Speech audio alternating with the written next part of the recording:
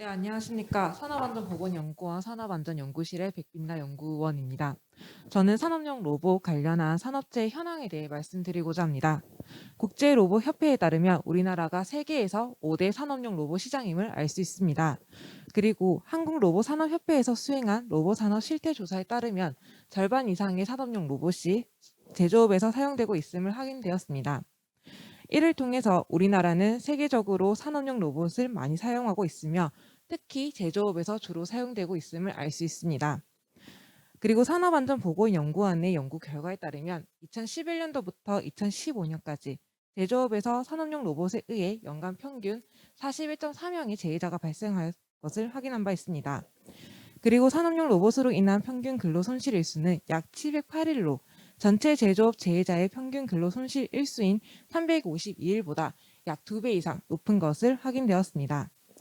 따라서 산업용 로봇으로 인한 재해가 빈번히 발생하고 있으며 재해 발생 시 근로 손실 일수가 다른 재해보다 많다는 것을 확인하였습니다. 따라서 산업용 로봇에 의한 재해에 대해 분석이 필요하였으며 본 토론에서는 2011년도부터 2020년까지 발생한 산업용 로봇 재해 현황을 분석하였습니다. 먼저 산재 통계에 따르면 최근 10년 동안 산업용 로봇에 의해 355명의 재해자가 발생하였고 그 중에 95%인 338명이 제조업에서 발생된 것으로 확인되었습니다. 그리고 제조업 내 소업종별로 재해자를 확인한 결과 자동차 부품품 제조업이 140명으로 39%를 차지하였고 그 다음으로 자동차 제조업 그리고 플라스틱 가공 제품 제조업 순으로 재해자가 많이 발생하는 것을 확인하였습니다. 이러한 결과를 통해 제조업 중에서는 자동차 부품품 제조업에서 산업용 로봇으로 인해 많은 재해자가 발생하는 것을 알 수 있었습니다. 다음으로 재해자의 평균 근로 손실 일수에 대해서 분석해 보았습니다. 먼저 최근 10년간 제조업에서 발생한 재해자의 평균 근로 손실 일수는 384일로 확인되었습니다. 하지만 산업용 로봇에 의한 재해자의 평균 근로 손실 일수는 772일로 제조업 전체 재해자의 평균 근로 손실 일수보다 약 2배 이상 높은 것을 확인하였습니다.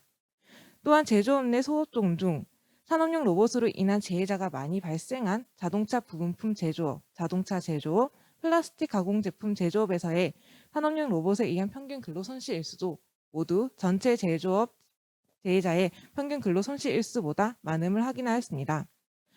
이러한 결과를 통해 산업용 로봇으로 인한 재해자의 평균 근로 손실 일수가 다른 기인물로 인한 재해자보다 많고 재해자가 발생할 경우 더 많은 손실이 발생하는 것으로 확인되었습니다. 마지막입니다. 산업용 로봇에 의한 재해 발생 형태에 대해서 분석해 보았습니다. 산업용 로봇에 의한 재해 발생 형태는 끼임이 187명, 다음으로 부딪힘 121명 순으로 많이 발생하였습니다. 그리고 산업용 로봇으로 인한 재해자 중 29명이 사망자인데 그 중에 27명이 모두 끼임으로 발생한 것을 확인되었습니다. 따라서 산업용 로봇으로 인해서는 끼임과 부딪힌 재해가 주로 발생하며 특히 끼임으로 인해 사고 사망자가 많이 발생하는 것을 알 수 있었습니다. 결론입니다. 산업용 로봇으로 인한 재해는 특히 제조업에서 많이 발생하고 있으며 특히 자동차 부품품에서 주로 발생하는 것으로 확인되었습니다. 그리고 재해가 발생하게 되면 다른 기인물로 인한 재해보다 평균 근로 손실 일수가 비교적 많은 것을 확인되었고 재해 유형으로는 끼임과 부딪힌 재해가 주로 발생되는 것으로 확인되었습니다. 따라서 산업용 로봇으로 인한 재해를 예방하기 위해선 우선 업종의 경우 제조업, 재해 유형은 끼임과 부딪힘에 대해서 우선적인 대책이 필요함을 확인하였습니다. 이상입니다.